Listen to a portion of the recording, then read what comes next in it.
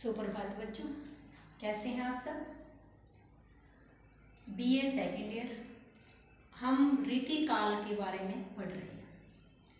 हमने रीतिकाल के समय के बारे में, नामकरण के बारे में अध्ययन कर लिया है और आज हम रीतिकाल की जो धाराएं हैं, रीतिबद्ध काव्य धारा, रीतिमुक्त काव्य धारा और रीतिसिद्ध काव्य धारा, तो आज उसके अंतर्गत हम रीतिमुक्त काव्य धारा के बारे में अध्ययन करेंगे। रीतिमुक्त जैसे कि नाम से ही प्रतीत हो रहा है कि बंधन रहित, स्वतंत्र, आजाद, यानी उस समय के दौरान जिन कवियों ने अपनी रचनाओं को बंधनों से मुक्त होकर स्वतंत्र रूप से अपनी मानसिक वृत्तियों के आधार पर जिन कवियों ने अपनी रचनाओं की रचना की, वो कवि क्या कहलाए? रीतिमुक्त। रीतिमुक्त कवि न तो उन्होंने लक्षण ग्रंथों का निर्माण किया और न ही लक्ष्य ग्रंथों का, यानी रीतिमुक्त कवियों ने अपने प्रेम की कष्ट, अपने प्रेम की पीड़ा और व्यथा को अपने काव्य ग्रंथों में, अपनी रचनाओं में स्थान दिया। रीतिमुक्त कवियों का प्रमुख उद्देश्य क्या था? अपने स्वतंत्र अभिव्यक्तियों को, अनुभूतियों को, अनुभूति क्या होता है? जब हमारे मन में किसी प्रकार के विचार आते हैं, जैसा हम उस चीज के बारे में महसूस करते हैं और उसका वर्णन करते हैं, अंतर्वेदना, अंतर्पीड़ा और आंतरिक व्यक्तिक सोच, उसको क्या बोलते हैं? अनुभूति। तो रीतिमुक्त कवियों ने अपनी अंतर्वेदना को, अपनी पीड़ा को, अपनी अनुभूतियों को काव्य में जो स्थान दिया, वही रचनाएं किस नाम से प्रसिद्ध हुई? रीतिमुक्त काव्य धारा के नाम से प्रसिद्ध हुई। लगभग 200 वर्षों तक रीतिकाल का समय रहा है, यानी संवत 1700 से 1900 तक के समय को किस नाम से पुकारा गया? रीतिकाल के नाम से। तो रीतिकाल को हमने जैसे 3 धाराओं में बांटा था, रीतिबद्ध काव्य धारा, रीतिसिद्ध काव्य धारा और रीतिमुक्त काव्य धारा। तो 200 वर्षों के दौरान ये कवि न तो लक्षण ग्रंथों से प्रभावित हुए और न दरबारी वातावरण से। दरबारी वातावरण क्योंकि जो रीतिकालीन काव्य था वो दरबारों के अंदर लिखा गया था। उनका मुख्य ध्येय क्या था? राजा महाराजाओं को प्रसन्न करना और आम जनता से उन्हें कोई सरोकार नहीं था। तो रीतिकालीन जो रीतिमुक्त काव्य धारा है वो काव्य दरबारी काव्य नहीं था, न तो किसी राजा महाराजा की प्रशंसा में झूठी खुशामद थी और न ही उन्होंने किसी को प्रभावित करने के उद्देश्य से ये काव्य रचनाएं की थी। रीतिमुक्त काव्य धारा जो न तो दरबारी वातावरण से प्रभावित थी और न ही उन्होंने समाज की उपेक्षा भी नहीं की इन्होंने, यानी समाज को अनदेखा नहीं किया। सामाजिक अनुभूतियों का चित्रण, समाज का चित्रण इन कवियों ने अपनी रचनाओं में किया है। प्रमुख कवि कौन कौन थे? घनानंद, बोधा, आलम, ठाकुर। रीतिमुक्त काव्य धारा के जो प्रमुख कवि हैं वो हैं घनानंद, बोधा, आलम और ठाकुर। इन कवियों ने अपने स्वतंत्र अनुभूतियों के आधार पर जो काव्य रचनाएं की, वे रचनाएं रीतिमुक्त काव्य धारा के अंतर्गत आती है। रीतिमुक्त काव्य धारा की प्रथम जो विशेषता है, स्वच्छंद प्रेम का चित्रण। स्वच्छंद प्रेम का चित्रण।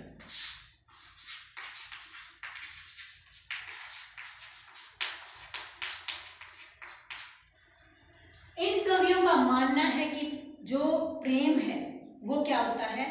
प्रेम में निष्पक्ष होता है। प्रेम में किसी प्रकार का यदि धोखा होता है तो वह प्रेम सच्चा प्रेम नहीं कहा जा सकता। जो विरह अनुभूति है वो आंतरिक होती है। तो इन कवियों का मानना है, जैसे घनानंद ने कहा भी है, अति सुधो स्नेह को मार्ग है, अति सुधो स्नेह का मार्ग है, जहां नेकू शानपन बांक नहीं। जहां नेकू थोड़ा सा भी, शानपन यानी जो चतुराई है, बांक नहीं। अति सुधो स्नेह को मार्ग है, यानी घनानंद मानते हैं कि जो प्रेम का रास्ता है वो क्या है? अत्यंत सीधा साधा है। उसमें थोड़ी सी भी चतुराई या स्वार्थ दिखावा वो अच्छा नहीं है, क्योंकि जो लोग स्वार्थ करते हैं, दिखावा करते हैं, उनका प्रेम सच्चा नहीं होता, उनकी अनुभूति सच्ची नहीं होती। और इस प्रकार उन्होंने प्रेम के रास्ते को क्या बताया है, सीधा साधा बताया है। रीति मुक्त काव्यधारा के जो कवि हैं वो सभी प्रेमी कवि हैं, प्रेम में धोखा खाए हुए हैं। घनानंद एक सुजान नामक एक वेश्या से प्रेम करते हैं।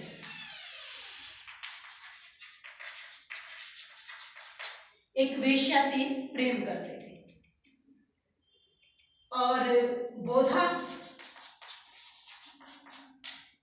सुभान नामक वेश्या से प्रेम करते थे, तथा आलम एक रंगरेजिन से, शेख नामक रंगरेजिन से प्रेम करते थे। आलम की प्रेमिका का क्या नाम था, शेख, जो रंगरेजिन थी।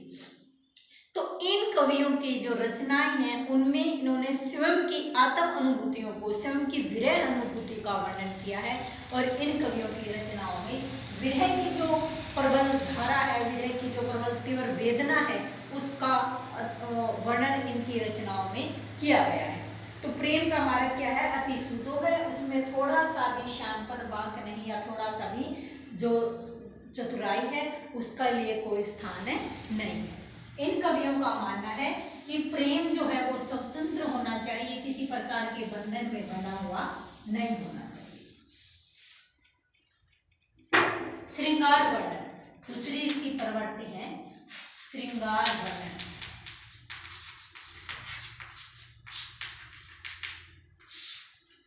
रीति मुक्त काव्यधारा के कवियों ने अपनी रचनाओं में श्रृंगार का वर्णन किया है। इन्होंने श्रृंगार के दोनों रूप, संयोग रूप और वियोग रूप, दोनों प्रकार के प्रेम का चित्रण किया है। जिस प्रकार अन्य रीतिकालीन दरबारी कवि हैं, उन्होंने संयोग को बढ़ा चढ़ाकर वर्णन किया है, उन्होंने नायिका के सौंदर्य का बढ़ा चढ़ाकर वर्णन किया है, और जो संयोग रूप में जो मिलन है उसका भी बढ़ा चढ़ाकर वर्णन किया है। लेकिन जो रीति मुक्त काव्यधारा के कवि हैं, उनके काव्य में मुख्य रूप से किस श्रृंगार का को देखा जा सकता है, वियोग श्रृंगार को। वियोग यानी जो प्रेमी से बिछुड़ने के बाद जो पीड़ा होती है, जो कसक होती है, उसका वर्णन इन्होंने अपने काव्य में किया है। क्योंकि जैसे कि मैंने आपको पहले ही बताया कि ये सभी कवि प्रेम में धोखा खाए हुए थे, इनके साथ इनकी प्रेमिकाओं ने धोखा किया था, और उनके काव्य में वही विरह अनुभूति, वही अंतर्वेदना, वही पीड़ा, वही व्यथा दिखाई देती है। तो इनका काव्य किस प्रकार का काव्य है, वियोग श्रृंगार से उत्प्रोत काव्य है। इन्होंने न तो अपने मन की अनुभूतियों को, अपनी मानसिक वेदनाओं को पहुंचाने के लिए किसी दूत या दूती का प्रयोग किया। यानी जैसे कि हम रचनाएं पढ़ते हैं, हम साहित्य प्रबंध काव्य पढ़ते हैं, तो उनमें क्या होता है कि कोई प्रेमी या प्रेमिका अपना संदेश पहुंचाने के लिए किसी दूत या दूती का प्रयोग करते हैं, उनके माध्यम से अपनी भावनाओं को दूसरों के सामने व्यक्त करते हैं। लेकिन इन्होंने अपने प्रेम का वर्णन करने के लिए सिर्फ क्या की, साहित्य रचनाएं की, और उसमें वियोग के मार्मिक चित्रण भरे पड़े हैं। यानी जो प्रेम है उसमें उन्होंने वियोग के मार्मिक चित्रण भरे हुए हैं। आचार्य रामचंद्र शुक्ल ने इनके प्रेम पीड़ा की व्यथा के बारे में जो बताया है, उसमें कहा है कि घनानंद जैसा धीर पथिक और धैर्यवान कवि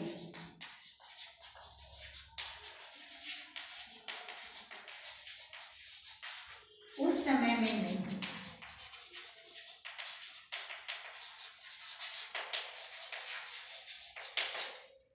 अपने प्रेम में असफल होने के बाद भी इन्होंने अपनी जो मार्मिक वेदना है उसका चित्रण किसी के सामने नहीं किया। इन्होंने किसी से किसी प्रकार का कोई शिकवा नहीं किया, कोई शिकायत नहीं की, बल्कि ये अपनी अंतर वेदना को लेकर एक भक्त बन गए और उन्होंने अपनी अंतर्वेदना को, अपनी कष्ट को, अपनी पीड़ा को साहित्य के माध्यम से अभिव्यक्त किया।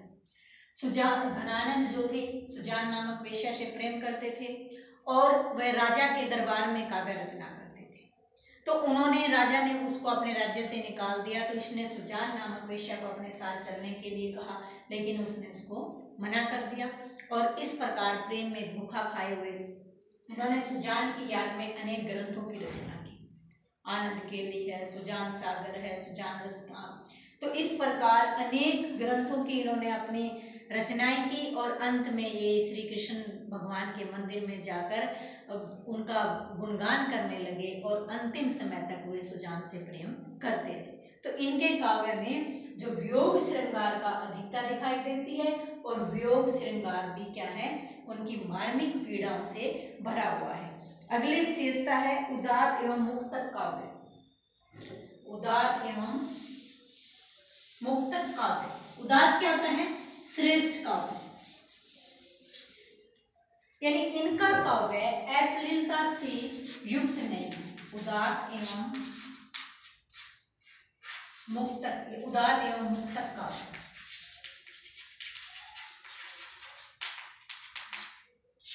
जिस प्रकार रीतिकालीन काव्य में अश्लीलता दिखाई देती है, लेकिन रीति मुक्त काव्य धारा के जो कवि हैं उनका जो साहित्य है वो क्या है? उदात्त है, श्रेष्ठ है, प्रेम की भावनाओं से, प्रेम की कष्ट से भरा हुआ है, लेकिन उसमें किसी प्रकार का कोई दिखावा या बनावट नहीं है। इन्होंने अपने काव्य को अश्लीलता से परे रखा। इनके काव्य में किसी प्रकार की कोई अश्लीलता नहीं है और जो आंतरिक वेदना है, जो पीड़ा है, वो सच्ची सहज अनुभूति है। आचार्य रामचंद्र शुक्ल ने कहा भी है कि रीति मुक्त काव्य धारा के कवि भाड़े के आंसुओं से नहीं रोए, किराए के आंसुओं से नहीं रोए, अपितु उनकी जो आंतरिक पीड़ा है तो स्वयं की अनुभूति है, क्योंकि इन्होंने अपने जीवन में वो सब कुछ सहन किया है, सब कुछ भोगा है। इसलिए वो कहते हैं, घनानंद के बारे में उन्होंने लिखा है कि रीति मुक्त कवि किराए के आंसुओं से नहीं रोते, किराए के आंसुओं से नहीं रोते, बल्कि उनकी जो अनुभूति है, जो आंसू भवों के हैं, सहज अनुभूति है, स्वयं की पीड़ा है, मार्मिक वेदना है। और इसलिए उन्होंने उनके साहित्य को क्या कहा है? उदात्त साहित्य कहा है। मुक्तक यानी बंधनों से रहित, किसी प्रकार के आडंबरों से, दिखावे से, पाखंड से रहित, सहज अनुभूतियों के आधार पर लिखा हुआ काव्य उन्होंने माना है कि उनका काव्य क्या है? मुक्तक काव्य है। प्रकृति चित्रण रीति मुक्त काव्य धारा की एक अन्य विशेषता है प्रकृति चित्रण।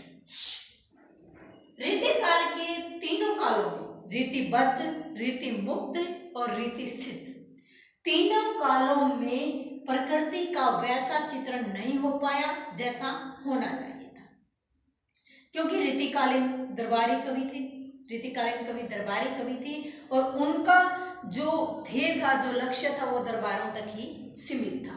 तो प्रकृति की ओर उनका ध्यान बहुत कम गया। इसलिए जैसा प्रकृति का चित्रण, जैसा प्रकृति का वर्णन उस समय के साहित्य में होना था, वो नहीं हो पाया।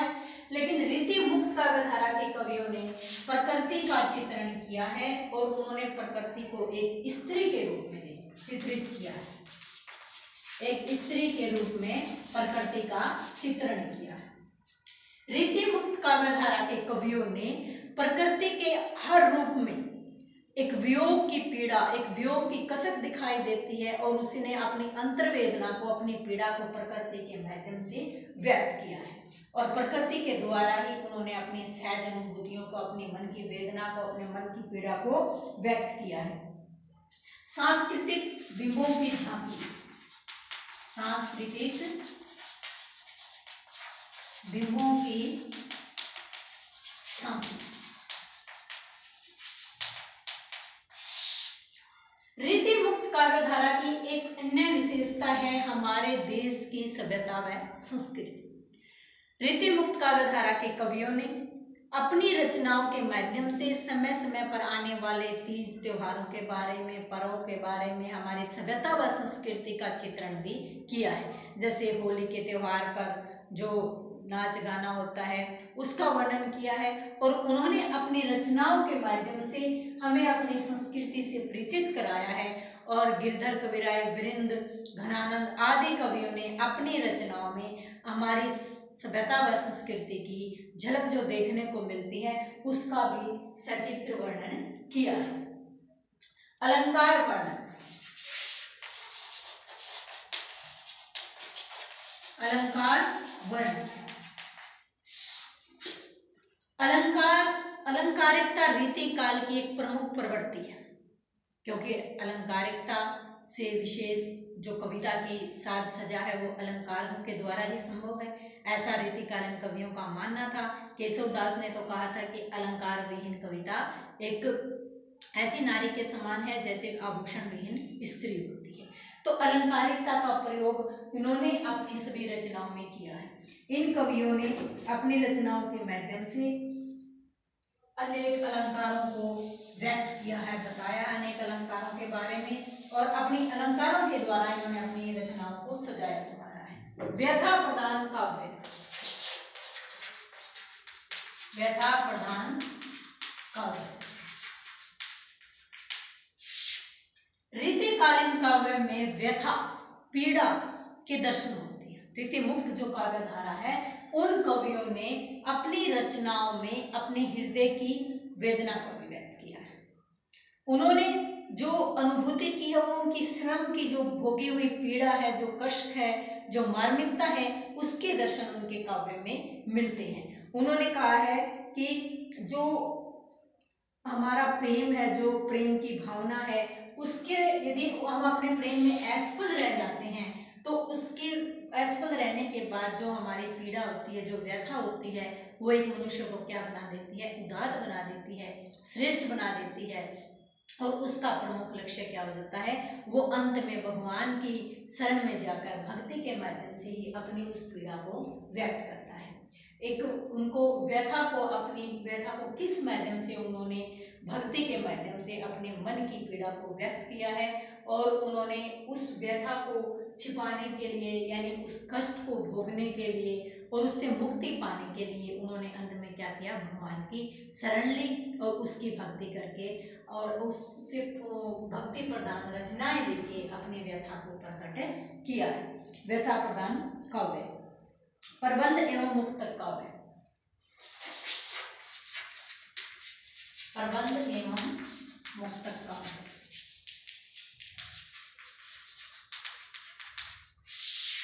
रीतिबद्ध कवियों ने प्रबंध काव्यों की रचना की, क्योंकि वो किसमें थे? रीति के बंधनों में बंधे हुए थे। लेकिन रीति मुक्त कवियों ने प्रबंध काव्यों की रचना भी की, लेकिन उनके काव्य रीति के बंधनों से मुक्त थे। वो बंधी बंधाई परिपाटी पर नहीं चले। उन्होंने सहज भावना से स्वतंत्र रूप से अपने मन की व्यथा को व्यक्त किया है, और उनका काव्य रूप क्या है? मुक्त काव्य के रूप में आता है। स्वतंत्र रूप से, स्वच्छंद रूप से उन्होंने प्रकृति का चित्रण किया है, प्रेम का चित्रण किया है, और समाज की उन्होंने किसी प्रकार की कोई उपेक्षा नहीं की। धन्यवाद।